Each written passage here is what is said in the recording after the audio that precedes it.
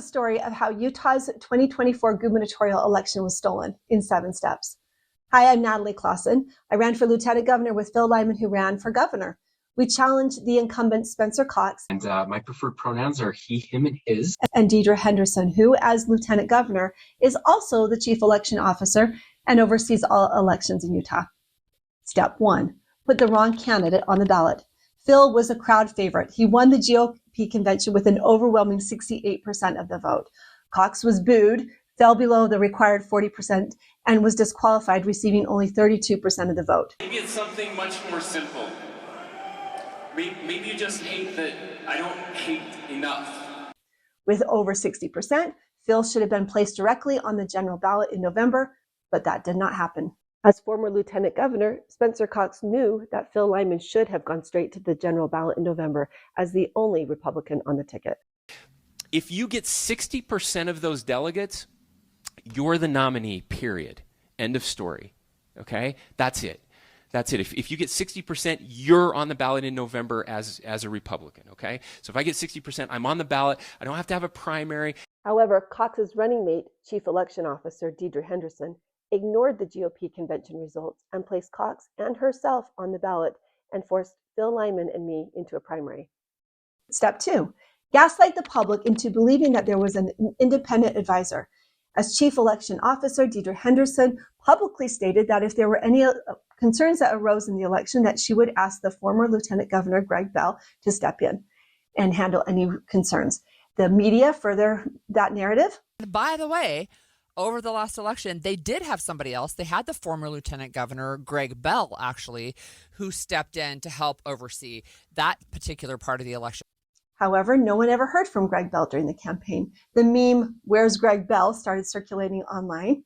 We did a government records request to ask what involvement he had, if any. And the only document that we were provided was the single text message exchange that he had had with Deidre Henderson, where he said that he loved being with you. There was no independent advisor, and Deidre Henderson did, in fact, oversee her own election. Step 3, hide your signatures. Tell the public you have enough signatures to now have a second chance to be placed on the ballot. But when your opponent then asks to see your signatures, say no, even though petitions are public documents. And you let other candidate packets be viewed just days earlier. And then continue to hide your signatures after even 2 audits show that you are short on signatures. Then have the GOP and the legislature also refuse to take any action after the audit showed that Cox was short, even though one of the audits was done by the legislator's own legislative auditor, and it was completed more than 2 weeks before the general election. Step 4, have the Attorney General's office then hide the evidence and cover up their own criminal investigation into Cox's forged signatures. Have them continue to hide this information by lying to the court so that this information does not become public in a timely manner and cannot be used in mine and Phil's lawsuits challenging access to view Spencer Cox's signature petitions during the election.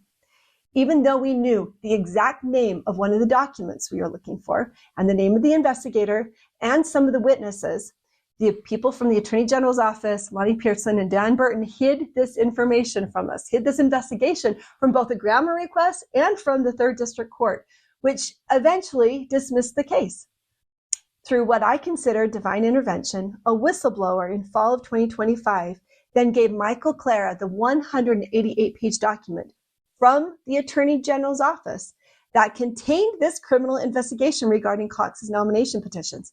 This was the exact document that Michael had been requesting with the same case number and the same investigator, which the existence of the Attorney General's office had repeatedly hid. Then on January 28, 2026, Michael brought this document back to court, and under what's considered a Rule 60B motion, Judge Petit reopened the case after finding that the evidence proved there was, in fact, an ongoing investigation which started well before the primary election, and it was hid by the Attorney General's office. The investigation had started in April of 2024, so at the very least it shows that there was some ongoing investigation at the time he was requesting records. Step 5, do not allow the election to be audited, and then hide all the election-related documents. Before the primary vote, Phil had asked for an audit of the election, regardless of the outcome of the vote.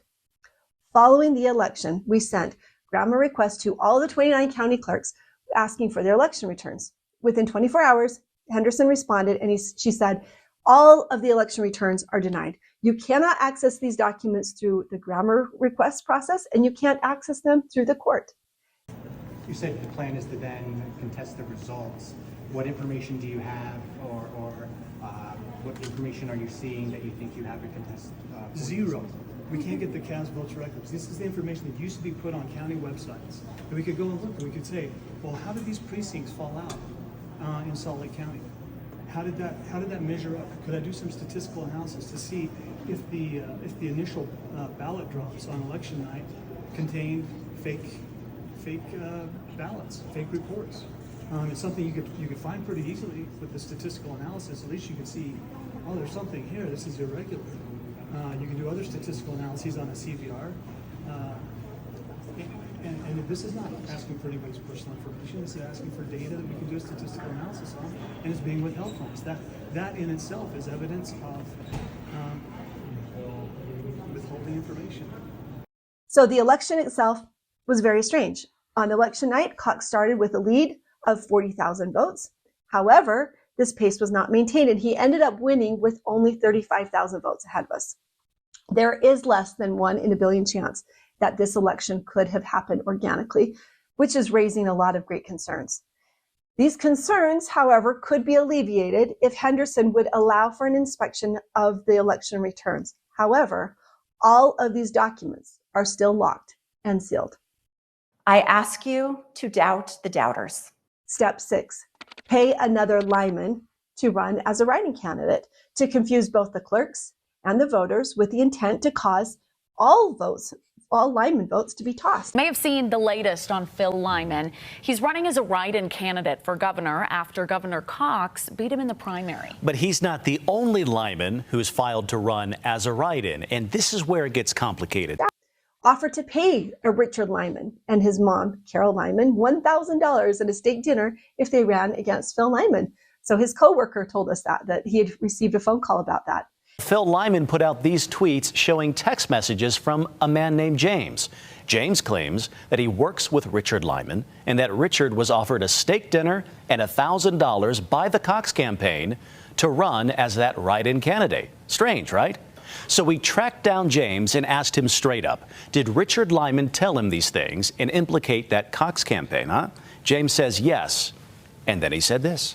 I actually sent a message to my wife telling her what had just gone on because, you know, she's into politics. I'm not so much. And she said, I'm going to send this to Phil Lyman. And I said, well, okay. And then I sent Rich some texts because I was worried maybe what he was doing was illegal. And I thought it would be a good idea for him to record the conversation. He said he would, and that's the last I've heard about any of it. This video is now emerging from a citizen journalist who caught up with Richard and was able to ask him a few questions. Richard, hey buddy. We are wondering if you would be willing to talk to us. So what about your text message? Do you say you just made that up then? My coworker, nothing in that has anything to do with. And then hack into my email and delete the email that came from the lieutenant governor's office saying that all you need to write is Lyman to be counted. But fortunately, I had screenshotted that, so I still have that email. And then publicly state that you did not officially hire this other Lyman. And then when the decoy Lymans drop out of the race, collude with the media to confuse the public and only show photos of Phil Lyman when they say that Richard Lyman dropped out. Step 7, and if all else fails, place a special sighthole above our name so you can see which ballots voted for Phil Lyman and Natalie Clausen in this Utah's universal mail-in ballot state. So despite this fraud, this corruption and collusion, we still had over 200,000 write-in votes, which is the most that's ever happened in United States history. The people of Utah deserve clean elections that we can trust, and there must be accountability for those who break this trust. Follow along as we continue to expose this corruption.